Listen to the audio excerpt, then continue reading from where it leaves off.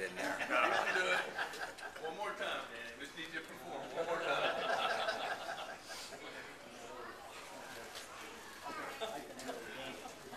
Well, I'm Captain Jason Prieto, Captain Danny Reno, Captain Rick Lyle, and a couple other names we won't call them. I guess we're going to do, we also, as he said, we do radio on Sunday morning, 7 to 9, Tampa Fishing Outfitters radio show. We invite each and every one of you guys to call in every Sunday, listen, give us fishing reports, just talk fishing with us, talk whatever. We're pretty laid back. If anybody listens to our show pretty much knows that. We really don't have, we got a format that we follow, we make ourselves follow, but it's pretty open. So I don't know that we've ever actually followed it. No, I had to actually pre-record commercials, so we did. But with that being said, I guess we're going to talk about the fishing side. Before we do that, Donald also won last week on the show. So I wanted to, he won. Yeah, you did. Persistence pays. Yes. Yeah, I'm not going to call anymore if he calls ahead of me. That's a good move, Mike. We're going to pull his name out. Yeah, I'm starting to think that he uses different names and calls about 5 times because he's got all this stuff. But anyhow, we're going to do a little, Every week. I guess we're doing a seminar on mackerel. Mackerel is about as easy as it gets, so to speak. Except this year. Except for this year. I really don't know what's going on this year, but well, mackerel's just been tough. Maybe you guys know something I don't know. But How many people here mackerel fish? usually on that. Okay. Well, it's a great fish. These guys love it. I'm not going to say I like it because I don't. As far as eating, but they love mackerel. I mean, Danny did get that big by eating nothing, so he liked it. But mackerel's a great fish. It's a good starter fish. They're easy to catch. They fight good. They're a decent table fare, and there's plenty of them in the bay. So I think this tournament here. I know you guys are doing a tournament. What's the date of the tournament, Steve? May 19th. Not that he hasn't said that 15 times on the radio show, but it's a good tournament for you guys if you want to get your kids out. You do the snook and the reds. Sometimes it can be a chore to get them to bite. It's a little more of a educated fish, so to speak. I think the mackerel's a good tournament because you can get kids out there that actually get out there. Pretty easy to catch some mackerel. It's a good beginner fish. If you're getting into fishing, it's probably one of the better fish to get out there and get your feet wet with doing it. Something else about mackerel before we get into the techniques and that kind of thing. One, they are good to eat, but cleaning a mackerel, it's the quality of your meal is going to depend a lot on how you clean them. If you clean them and get the bloodline out, they're a very good fish to eat. If you don't, they're going to have a little fishy taste. They're not oily, like everybody seems to, for whatever reason, think. They're not a real oily fish, but if you clean them right, and I wish I had saved one for today, I could have brought it here and showed you guys how to clean them because it's really, no, it really is. If you clean them right, it's easier when you clean them right, and they just taste so much better. But Go ahead. the one thing about mackerel fishing, I'm going to assume that everybody here, I would say a majority, fishes on weekends. Okay, when's everybody fishing on weekends? I don't know. Last Saturday on the South Shore, was anybody out there? Yeah, How many boats was out on the South Shore Saturday? too many of them. There must have been 70 boats on the South Shore. The nice thing about mackerel fishing is if you have to fish on weekends and you get out there and you go to your first spot and someone's there, the second spot someone's there, you can always mackerel fish, and find a spot where you're not going to be crowded. Just because. There's not, and if you pull up next to somebody, it's not like pulling up on a snook spot, so to speak. I mean, they're not like, going to spook off or, you'll see some common areas where there's some boats lined up. Now, if I'm mackerel fishing, come sit next to me because we'll just take turns chumming. Yeah. I'll feed off your chum and you can feed off mine. That's kind of a good thing. But when you're looking for spots for mackerel, I'm going to cover a little bit. Danny, chime in because I know this is your favorite fish. Danny's going to demonstrate. I wish we had a live fish here. He's got what we call it the mackerel grab. yes. And it kind of like, the fish is flopping like this, and he kind of just locks it on his stomach, and the fish flops like this. And by the end of the day, he's got mackerel slime from here to about here with about 15 in the pool. We call it the mackerel grab. I don't know if you There's a lot of things that we think. It'd be a lot better. Nobody gets. That's why I spelled it And we underneath laugh. the bus. You know it's funny when you hear the other boats laughing at you. Yeah, we're next filming our customers. I was like, watch this. You gotta watch. Like, stop fishing. You gotta watch this. It's literally been like, okay, he's got one on watch. Yeah, Watch, yeah. watch. So but on a serious note, good place to start for mackerel. It's easy. You want moving water.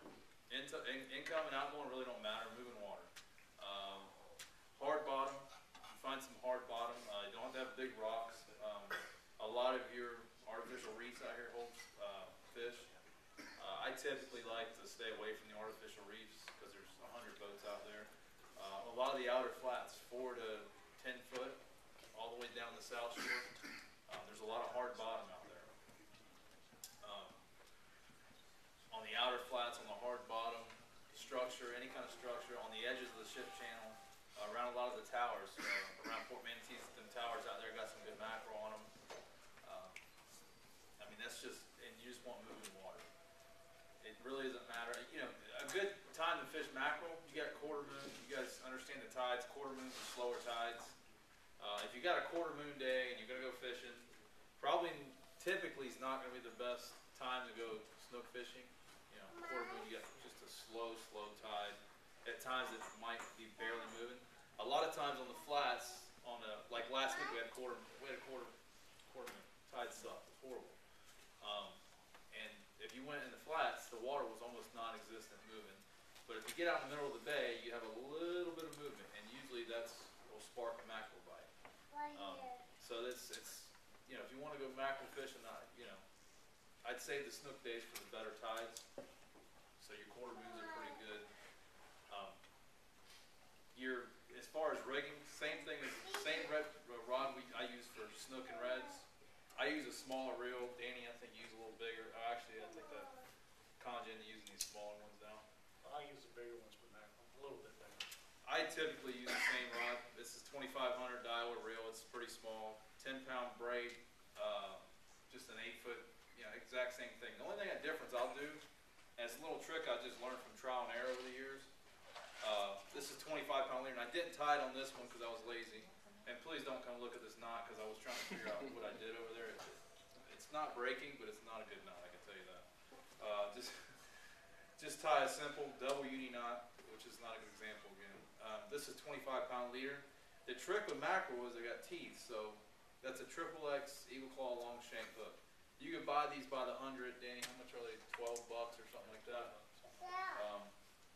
Mustad makes the longer the hook, almost the better. And I'll tell you a little trick that I've done, I've experimented.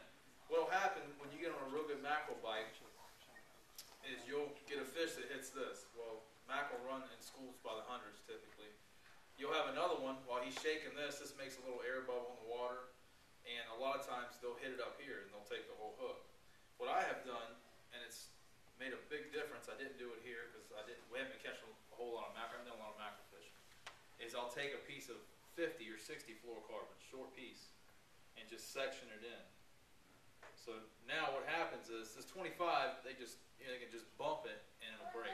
That 50 or 60, they can bump it, and a lot of times you'll see it all mangled up, but you still get the fish in versus losing the hook. I haven't had a situation where I had to downsize to this to catch fish. I haven't personally. I don't know if you guys have. Danny says he has. I really haven't. Danny probably does a little more mackerel fishing than I do at times. But that's a little trick that'll, especially if you're catching the bigger ones. You guys are going after. Is it the biggest most on the mackerels? Longest mackerel. Okay, that's my thought. Longest 3.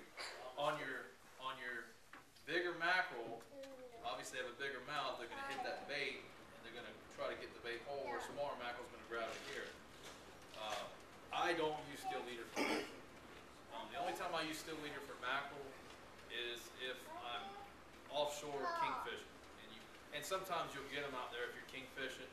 There's a lot of mackerel. The mackerel hit the steel. I'm not saying you're not going to catch them on steel leader, but in the bay I typically don't use steel leader. But if you tie that section of 60, I don't think you're going to see a decrease in a bite. And if you're worried about it, rig a rod with like a 25 or 30 and then have a little section of 60. But it's going to increase your chances of hooking that big mackerel and catching them versus losing them. So that's a little tip that I've learned over the years. It seems to work for me. And it does pretty well. simple. I mean, it's a simple rig. The nice thing about what I got here is when I go inshore, I just take it, and this is just a cinch knot. You can tie a single uni knot. I just tie a cinch knot. It takes 2 seconds. I'll just clip this, tie my circle hook on, my hook knot, I'm good to go. So it's simple, it's easy. You can go right back to snook or reds or trout. One problem that I do see, and I haven't figured out why, some of the areas that we catch mackerel at certain times of the year, there tend to be nice trout there, sea trout. Well, for whatever reason, a sea trout loves to swallow this hook. I don't know what it is about a 3-inch long hook. So, and sometimes you can't help it. But if you're catching trout and you can go back to the circle, I would recommend it because a lot of times these fish will get gut hooked on that hook. I don't understand. I have still never understood that. They're real small, that's for sure. So what Jason was talking about, let's go back and talk a little bit about where you fish the mackerel. Jason told you, and look for hard bottom, look for structure, things like that. You know, y'all are gonna fish the South Shore, these towers out here, they're full of mackerel. They're actually full of mackerel, and they're also full of silver trout on the bottom. You just go out the mouth of the river, make a left, go south, get in about 8 to 10 foot of water. From here all the way down to Cockroach, to the first sandbar, just before you get to the Cockroach entrance, that's White Light Bar. Anywhere in there, you can set up a chum line and catch mackerel. That's about as specific as you want it. I mean, you can go there, you just got to get out and start chumming and doing your thing. When Jason's talking about using the 25-pound, I start with the 40-pound. If I know there's mackerel there, they're not hitting my line, I start dropping down size and leaders and hooks. Sometimes the water's real clear, they get a little shy. They don't fit. I've actually gone down to a 25-pound leader and a #1 circle hook. Now I probably go through 40 circle hooks, but at least I was getting hit and we were catching it. I mean, it works. One thing I tell people on the boat when they're mackerel fishing, their instinct is to set the hook as soon as they get a bite. And with this J hook, it doesn't matter. You can set the hook. It's not a circle hook. The problem with mackerel is they hit the packs. So you've got 3 or 4 fish trying to hit that one bait. If you jerk it the first time you get a bite, you're going to pull that bait away from the other 2 that are going to probably get on your hook. So I tell everybody, don't try and set that hook. The mackerel's going to hit it hard enough. You'll know when they get on. You don't have to set it. You don't have to try and jam that hook into the mouth. The mouth's not that hard. It'll go in and it's set. So that's a couple of the things I tell people to do. We use scale sardines. That's typically what we're using for mackerel. We also use threadfin herring, the bigger threadfin herring or the smaller one, doesn't matter. They don't seem to stay alive as long as the greenbacks do or the scale sardines, but threadfins will work. You can go out and buy a bag of chum, frozen chum. I don't know, we got them at $7, $8 a bag. That works great. If you have a net full of bait, if you got a lot of thread fins, what we do is I take them and I start breaking them up. One at a time, just drop them in the water. I'm chumming the whole time. Just sitting there chumming. 1, 2, 3 at a time. And I'm just breaking them up. And sometimes I can't get them to hit live bait. I'll put a dead bait on them. A piece of the dead bait. A piece of the greenback, a piece of the thread fin. Throw that out there. And sometimes I'll just start hitting dead bait. The shrimp will work. I've seen it where you can catch them on shrimp, you can't catch them on anything else. Day to day, I can't tell you what they're going to hit. Typically, I would use shrimp, but they will use shrimp. One more thing I want to chime in when you're talking about the mackerel and how they hit it at 100 mile an hour. How many people use braid here? Braid line. Pretty much everybody. I don't think they make line. How many people use braids? Braid is great. No stretch though. Watch when I pull this. No stretch. So what does that tell you? The only give you have, and this is with any kind of fish, but especially a fast striking fish, that rod. So if you got the rod, hold that. Don't hold the hook. You got the rod.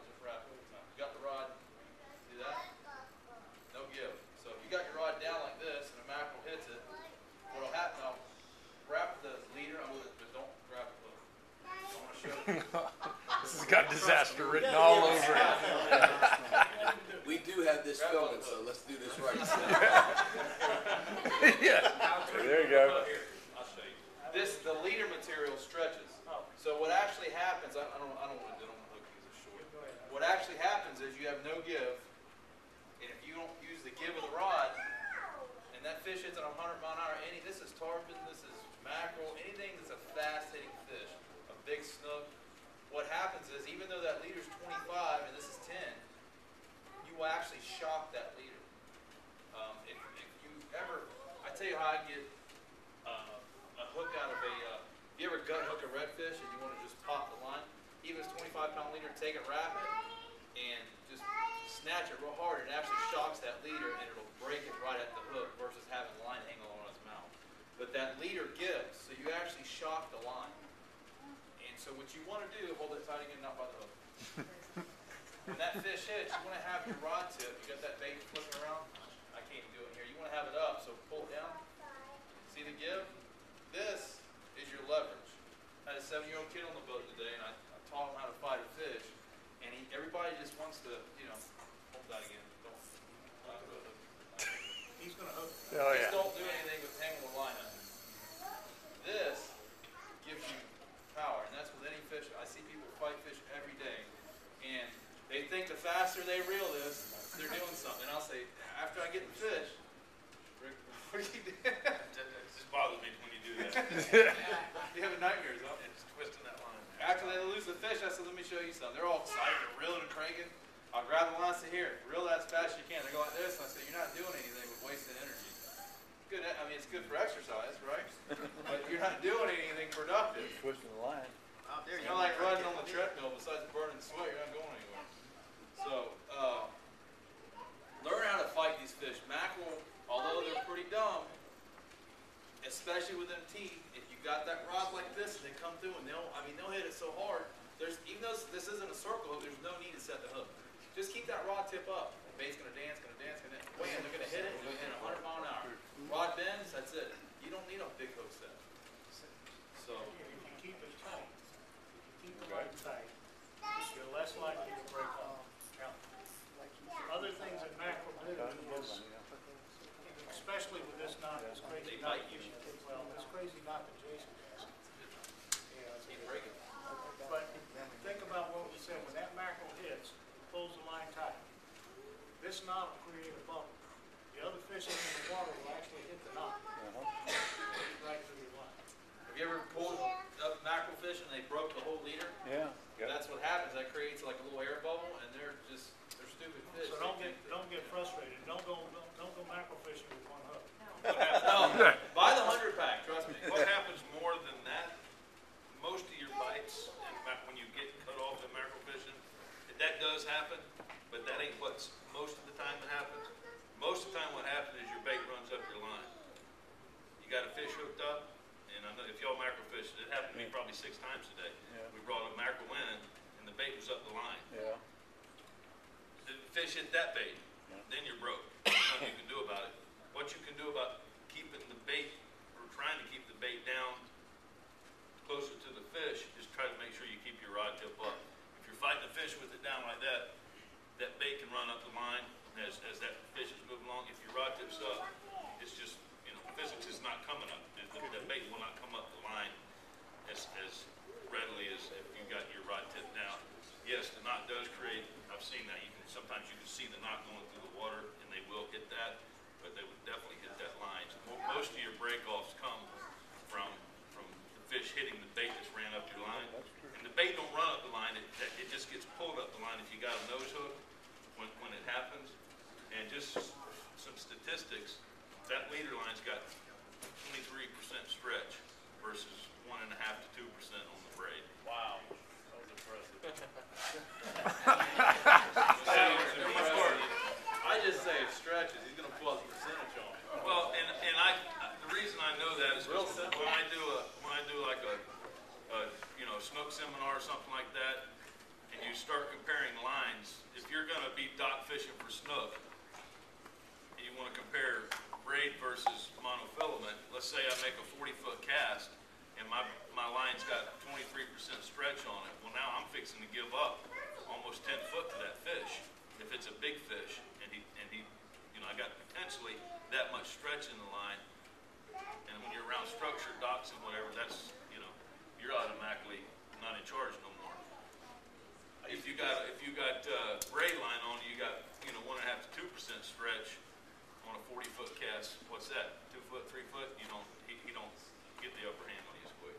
Another thing too is you seen I just reeled out like the Madman, and you guys come here and look at this. That line's all twisted. Now, if I'd have done that with mono back in the day, I would have opened the bail and would have sprang off the reel. Other nice thing about braid, but it still does wind up. The reason why I did it, I don't care, because there's been about 15 people that's done it already with a reel. So, but you can see, you can't see from out there, there's a twist all the way through this line, and that'll increase your what they call wind knots. There's another thing that I wanted to mention, that we've been fighting this, I've been fighting this all week, is that the wind, we're fishing, the wind has been running against the tide. The tide's going one way, the wind's going the other way. You cast with the wind, and your bait's coming back, or if you're standing, you're sitting there, and the wind's blowing hard, and your bait, when that wind's blowing hard, you want to get the line, especially with braid, you want to get that line out of the water, out of the wind. So what I tell people is, instead of holding your rod up like this, get it down to where, yeah, do it to the side, get the line out of the wind. Let the current do the work, let the current take the bait. Because if you keep it up, all it's going to do is it's going to put a big bow in it. We're going to send these people home real confused. Keep it up, keep it down. No, I'm talking, when I say keep the rod tip up, I'm talking about after you've hooked up. Then, Now yeah, you got a then fish on, now you want to get it up. But just picture, if you've got your line over there, and you got a big wind blowing that way, it's going to blow this part of your line that way and bring the hook, the bait right back to you.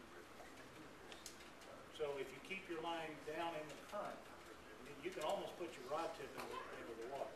You just let that line go out with the current, and you'll get that bow out of your line. It'll keep your line tight, and you'll know when you have a fish. But a lot of times, if you got that big bow, you won't even know that you got a fish on, or that you even got a hit. And typically, they're gonna bite through your line if you got a bow in it, and you don't know. Do you ever use artificials? Yeah, you can't afford it. I used to use spoons for them, but I'll go through, I mean, I'd go through 20 hooks in a day. I'd hate to go through 20 spoons in a day. I'll tell you an easy one, and believe it or not, I was taught this when I first moved down here. Go to McDonald's and get you a whole bunch of straws, okay? I'm not lying at all about this. Get a bunch of treble hooks, they're cheaper than be. Cut your straws probably about 2 inches long, and run that straw down the line into that treble hook, and just throw it out there like a spoon and crank. It works the exact same way. And if you do use artificials, you can get away with a small steel leader. I mean, I usually, if I'm going to throw spoons for them, which I don't use a whole lot of artificials on charters, but you know, occasionally I get some guys that just want to, you know, they got to do everything on artificial. If we mackerel fish, I'll get like the 9-inch steel leaders and put a spoon on that, and they'll hit it because it's, you know, it's moving. You're not going to get as many hits, but they'll hit it easier than, I mean, if you try to use a live bait with a steel leader, our fish are smart, man. They've played that game before. You're not going to get too many hits with a steel leader. You can get away with like 25 steel leader, 25 pound, 25. But like he said, your hits. I had this one guy, we got broke off of. You'll have a day when you get on mackerel where you're like, and actually that's where I experimented with the 50-pound test. I had a day where like they were crashing the bait so hard they were just hitting the hook and breaking the line. I lost like 20 hooks in a day. I'm like, let's try something. So I tied some 60 on, and we started catching them. We're still getting broken off some because they were hitting the bait. So there was such a big school. I think they were just like fighting over it. And one would hit the bait, the other would hit the hook and the line. But the guy he ties steel leader. So about after about 20 minutes, I said, here, I put a steel leader together and said, here. And then I tied the 50 on. We started catching. Went up, he's got a steel leader. He's throwing the same spot. No, they would not hit it. And I did it to shut him up. I was like, you're not going to catch Steel leader, kept on hit, and literally like one after another with a regular setup like that with the 50-pound test, but steel leader they wouldn't hit. Now it's not going to say that you're not going to catch them, but you're going to increase your hits. You're going to lose more fish, or increase your hits. It's kind of like downsizing for snook. You go down to 20 or 25-pound leader, you're probably going to hook more fish, but you're going to lose more break-offs. I'd rather lose more than not even hook. If you're going without clients, let's say you were going to fish the tournament, do you try to fish the columns, or do you want free line or I split almost shot? always throw a free line. Your mackerel are going to be almost surface hitters. You can use a split shot and drop it down. Another thing I was thinking while Danny was talking, on the edges of your ship channel, you got shoal markings all the way down to where they dredge and they push the sand. There's underwater hills, basically. They all got mackerel on them. So, and it's all good bottom out there, shell, hard bottom, all them areas out there. Mackerel's not real technical. What I want to tell you, the best information I got to have you on mackerel is have the right rig, find a good spot, and fill your live well slap full of greenbacks. And if you got thread fins, that's okay. They're dead, live, it don't matter. Just start chucking them. I mean, when I pull up to the spot for mackerel, I'll throw like 50 baits out at once. Just fill the bat, just unload, and you'll get them things just start going. If they're biting good, they'll start blowing up everywhere. Today we didn't get on mackerel, we caught bluefish, but I mean, we had a 7-year-old kid on the boat, and I'm reeling in, there's like 10 of them just like this, like reeling like an artificial, and you just watch them blow up on the surface. But what it is you get a lot of that chum going, and you draw the fish to you versus chasing them all over. So. I will tell you this, do keep a free line out and keep it back into the chum slick, because the first year we had the mackerel tournament, with the first bait that we threw out while we were setting everything else up, we caught a 37-inch cobia that came to the house. It was pretty Yeah. Let's explain this 35-inch cobia that he brought to the house, okay? Dad's sitting there, we get the fish to the side of the boat, and what does Dad want to do? Dad wants to call these guys and let them know, lets me fight this 35-inch cobia at the bottom of the boat by myself. I remember that call. I'm like, what are you doing? Hang up the phone. We were kingfishing today, and just to kind of sort of like what he's talking about, different species, but we were kingfishing today, and I caught, or my group caught 2 keeper red grouper on the surface in 25 feet of water. Just To add to that, I got on that rod right there with that exact rig and 5 foot of water, a 30-inch gag group. Could not believe it. First time. Yes. With that knot? Oh, that's a strong knot. This is You can't break it. I don't know what it is, but we're gonna call it the Jason quadruple. Jason knot. Look at this. Did you hide that? It might not. But fingernail I polish couldn't on believe it. 30 inch. holding it together. So, and that's for all the people that say we ain't got no grouper. And that was in 5 foot of water. Yeah, we probably caught 20 grouper today, but they, most of them were like this. And we caught a gag on the surface that would have been a keeper. That's for all the people that say we don't have any gag group. Now, for those of you that are new to fishing here, on the website, John, what are the knots under? I'd have to think. Just do a search. Just look up the word knots. I think it's under other, if I'm not Guarantee you mistaken. won't find that knot. There's a video of how to tie each of the, there's 7 or 8 knots Yeah, that we have there's a videos bunch. of that you can check on the Just the popular website. one. In the forum section, I'm sorry. You got a question, Jack? Jason, you mentioned the term mono. Does that include mono and fluorocarbons, or just mono? As far as leader, Yes. I use nothing but fluorocarbon. It costs double, but you know what? Anything in this day and age with the fishing pressure that these fish see, all types of fish, anything that gives me an edge, I pretty much buy it. Again, it's expensive, but I tell you what I do use, and obviously there's title sponsor, but I can guarantee you get on my boat and you'll see schools of it, is O'Hero fluorocarbon. It's about half the cost, and it's good stuff. And fluorocarbon is more abrasion resistant than monofilament. It's a little more springy too. It's got a different feel to it. I don't. I got some Mono I have.